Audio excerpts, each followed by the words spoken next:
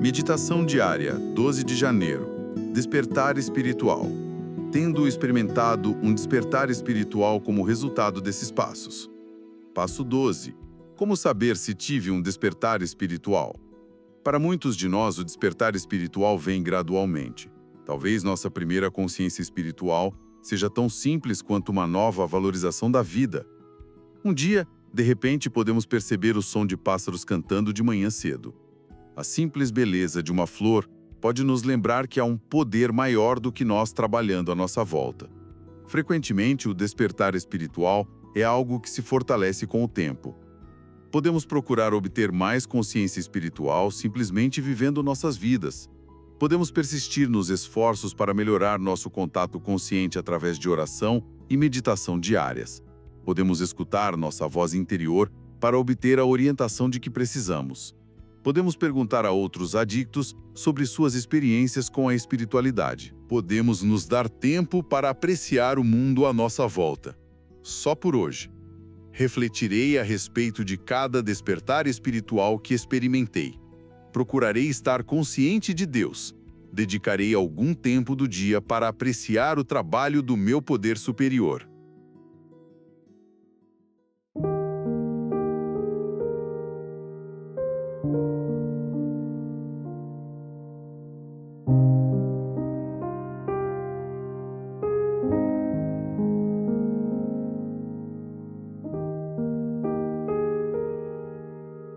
Ok, vamos lá.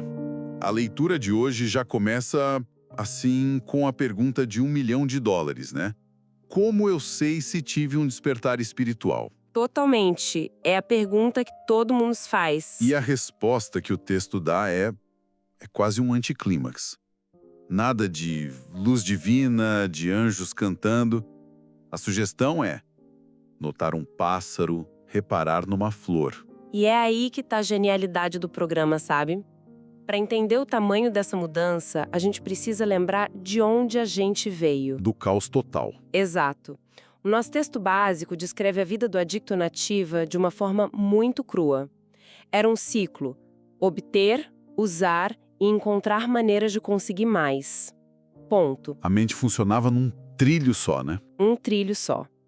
Um universo de uma pessoa focado 100% no próprio umbigo, na própria obsessão.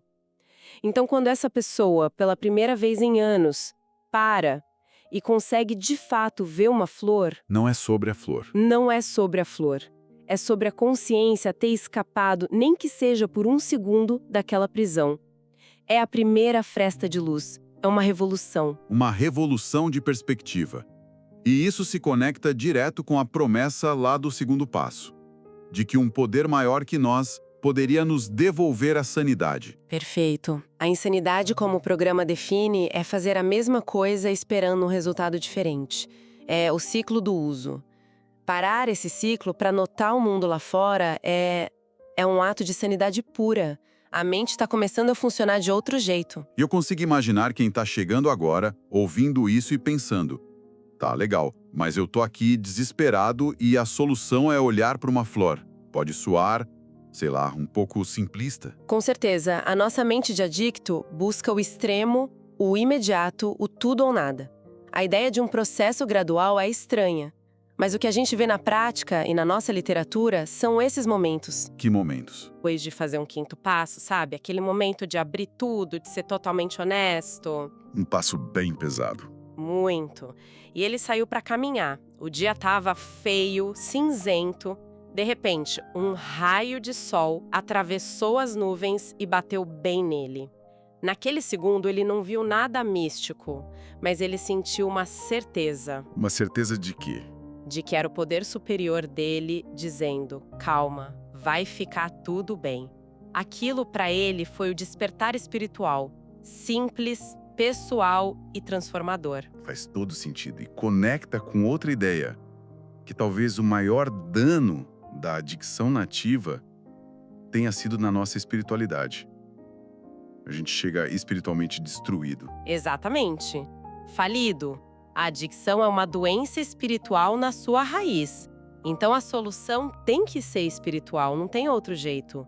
Esse despertar não é um bônus da recuperação, é a própria recuperação acontecendo. Certo. E se é um processo, como a leitura diz, ele precisa Prática. de ferramentas, o texto aponta algumas, oração e meditação, escutar a voz interior e o que para mim é o coração de Eneá, perguntar a outros adictos. Isso. Mas como se começa a fazer isso?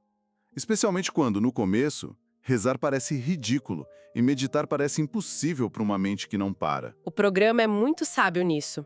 Ele dá portas de entrada muito práticas. Pega a oração, por exemplo. A primeira ferramenta que muitos de nós recebemos é a oração da serenidade. Que é genial. É genial porque é pragmática. Ela não pede para você acreditar em nada. Ela te dá um roteiro para lidar com a realidade agora. O que eu posso mudar, o que eu não posso. É uma ferramenta para organizar o caos mental. É o terceiro passo em ação. E o 11º passo transforma isso numa prática diária, né? Para melhorar o contato consciente. Mas e a barreira do Deus? Muita gente trava aí. Sim, é uma barreira real. Por isso o conceito é Deus como nós o concebemos. E a literatura é muito clara. No começo, para muita gente, o poder superior é o próprio grupo. A sala de reunião. A sala. Pensa bem, você entra num lugar se sentindo a pior pessoa do mundo e encontra gente que não só te entende, mas te acolhe sem julgamento. Aquela força coletiva, o amor ali presente. Aquilo é, de forma muito concreta, um poder maior do que a sua doença. Não exige fé cega, então. Exige observação, é quase científico. Olha a evidência. Tá funcionando para eles? Sorrindo e vivendo? Talvez funcione para mim. E isso leva direto para outra ferramenta. Perguntar a outros adictos, o que parece fácil, mas exige uma humildade que o adicto na ativa simplesmente não tem. É quebrar a espinha dorsal da doença, que é o orgulho. A ideia de que eu me viro sozinho. E como o programa quebra isso? Pela identificação. O que racha o nosso orgulho não é um sermão. É ouvir a nossa história, a nossa vergonha, o nosso medo saindo da boca de outra pessoa. Ah, isso é muito poderoso. É libertador, porque você pensa, nossa, ele é igual a mim, e ele tá conseguindo, então talvez eu consiga também. É por isso que o apadrinhamento funciona.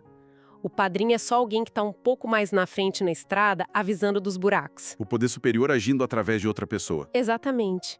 Através de um telefonema, de uma partilha na hora certa. A irmandade se torna a manifestação visível desse poder. Falando em coisas visíveis, quando essa transformação interna começa a acontecer, como ela aparece no dia a dia? Quais são os resultados concretos para além de notar a beleza da vida? A mudança fica clara no comportamento, e principalmente nas atitudes. Um dos primeiros e maiores resultados é a aceitação. A aceitação. Sim, tem uma frase nos nossos textos que diz tudo. Aprendi a aceitar a vida como ela é, não como eu queria que ela fosse. A adição é uma guerra contra a realidade.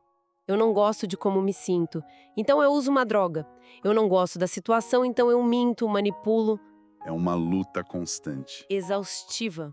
A aceitação que vem desse crescimento espiritual é o fim da guerra. E isso libera uma energia que a gente nem sabia que tinha. E essa energia, imaginam, é o que leva ao que todo mundo quer no começo. A liberdade da obsessão por usar. Exatamente. Que o programa chama de milagre. É aquele dia que você chega no final e percebe, uau, eu não pensei em usar hoje. Ou quando acontece um problema grave, um gatilho clássico, e a sua primeira reação não é querer fugir com a droga. E isso não vem da força de vontade. De jeito nenhum. A nossa força de vontade já provou que não funciona. A obsessão é removida de nós. É um presente, uma consequência de aplicar esses princípios. E essa remoção, ela abre a porta para uma vida nova. E é importante dizer, né? Não é a vida antiga de volta. A vida antiga era o problema. Perfeito. É construir algo novo sobre uma fundação diferente, uma fundação espiritual. As histórias na nossa literatura são a prova disso. Pessoas que se descrevem como totalmente degradadas. Que perderam tudo. Tudo. Família, trabalho, dignidade. E através do programa, elas não só param de usar. Elas reconstroem laços, encontram um propósito, encontram o que um companheiro chama de a satisfação de pertencer. Isso é o despertar espiritual na prática. É a promessa de uma vida que vale a pena. Então, para fechar o raciocínio, o despertar espiritual não é a linha de chegada. Ele é, na verdade, o ponto de partida para o 12º passo. Exato. O passo começa com tendo experimentado um despertar espiritual como resultado desses passos. É esse despertar que nos dá a capacidade e um motivo para continuar. Procuramos levar esta mensagem. Cria um ciclo virtuoso.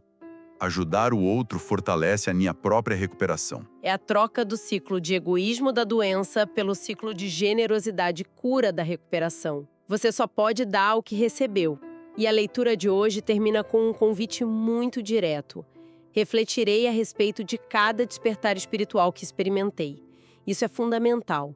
A nossa mente pode nos enganar.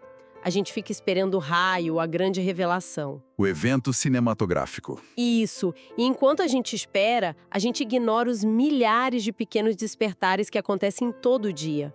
A paciência que você teve no trânsito hoje, a honestidade no momento em que podia mentir, a escolha de ligar para alguém em vez de se isolar. Esses são os verdadeiros tijolos da construção. São os tijolos, cada um deles é um despertar. Isso deixa uma reflexão muito boa para o nosso dia. E se o verdadeiro despertar espiritual não estiver num grande evento lá no futuro, mas sim nos pequenos, quase invisíveis, momentos de gratidão ou de mudança de perspectiva que já aconteceram hoje? Que pequena mudança que antes passaria batido pode ser reconhecida agora como um passo real e concreto nesse despertar gradual. Queridos ouvintes, ficamos por aqui. Lembrem-se, mais será revelado. Tamo junto. Só por hoje,